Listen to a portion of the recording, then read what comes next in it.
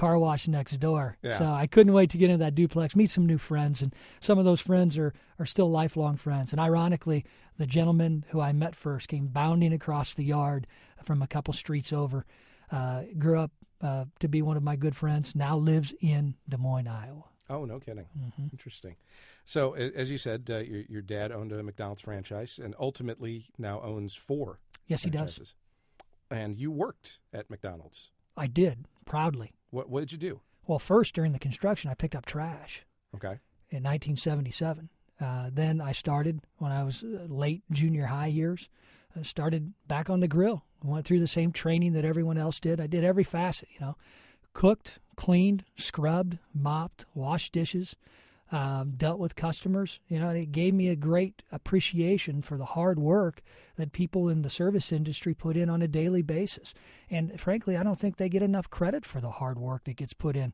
We take it for granted when we go to a restaurant that everything's going to be correct, and you don't realize what it takes to put that food in, how early people start in the morning, how late they work at night, and how much they clean to make sure that restaurant is the best, cleanest place it can be to cook their food.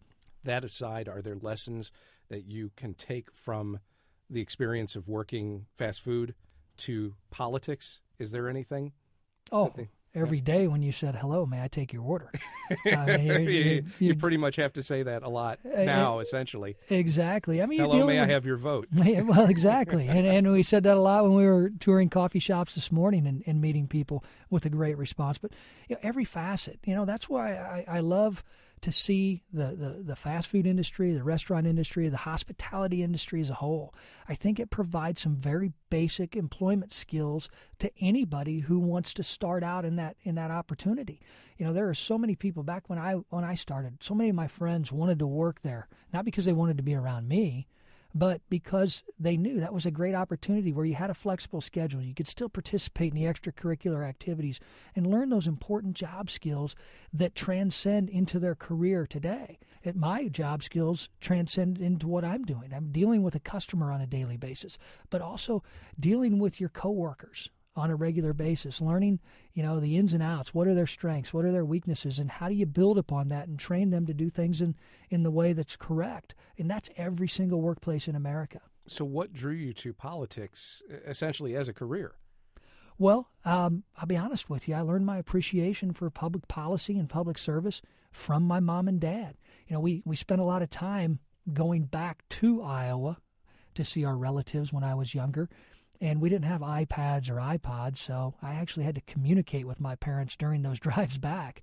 And we talked a lot about politics and public policy, and in particular, how decisions made in Washington and Springfield actually affected the way they operated their business, Craig. And that gave me an interest in politics and social studies throughout junior high, grade school, junior high, high school. And when I decided to go to college, we didn't have the internet 20 years ago. So when I looked at the booklet for the college I was going to go to as a freshman, and I looked at the different majors that I could pick, I picked political science, and I did it proudly because I wanted to learn more. And when I graduated from Millikan University 20 years ago in May, I called my dad and I said, Dad, I know I can come back to work for you anytime, but I'm going to try my lot at public service.